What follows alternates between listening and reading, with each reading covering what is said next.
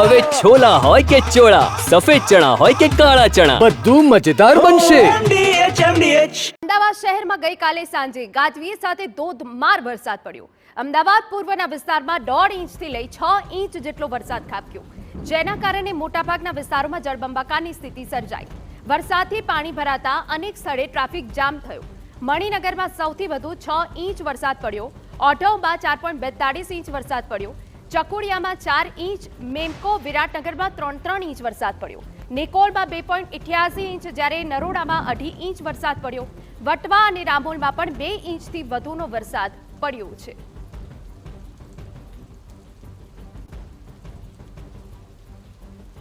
તો પૂર્વ વિસ્તારમાં 1.5 ઇંચથી લઈને 6 ઇંચ સુધીનો વરસાદ પડતા જળબંબાકારની સ્થિતિ થઈ ગઈ હતી.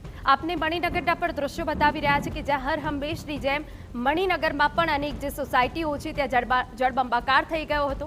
આ 4 અલગ અલગ તસવીરો અમે આપને બતાવી રહ્યા છે કે જ્યાં કેડીલા બ્રિજની પણ હાલત વણસી હતી અને કેડીલા બ્રિજ પરનો જે ટ્રાફિક હતો તે ખૂબ લાંબો હતો અને લોકો અટવાઈ ગયા હતા. એક તરફ પાણી ભરાયેલા હતા, બીજી તરફ ટ્રાફિક હતો.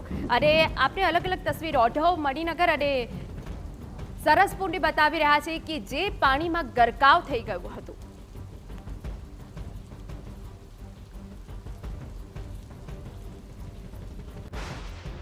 તો અલગ અલગ તસવીરો અમે આપને બતાવી રહ્યા છે કે જ્યાં ઓઢવ વિસ્તારમાં પણ અનેક જે સોસાયટી છે તે જળબંબાકારમાં ફેરવાઈ ગઈ હતી. અર્બુદા નગરમાં કે જ્યાં અનેક દુકાનોમાં પાણી ઘૂસી ગયા હતા.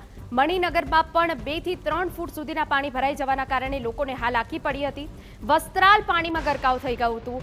દાણી લીમડામાં ભારે ટ્રાફિક વચ્ચે અનેક જે મુખ્ય રસ્તાઓ છે તેમાં જળ ભરાવ થઈ ગયો હતો.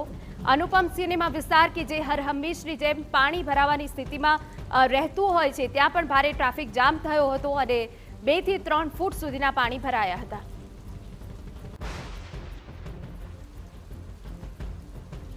તો હાટકેશ્વર વિસ્તાર કે જે બેટમાં ફેરવાઈ ગયો હતો, હાટકેશ્વર વિસ્તારની આસપાસ આવેલી અનેક જે સોસાયટી છે તે પાણીમાં ગરકાવ થઈ ગઈ હતી.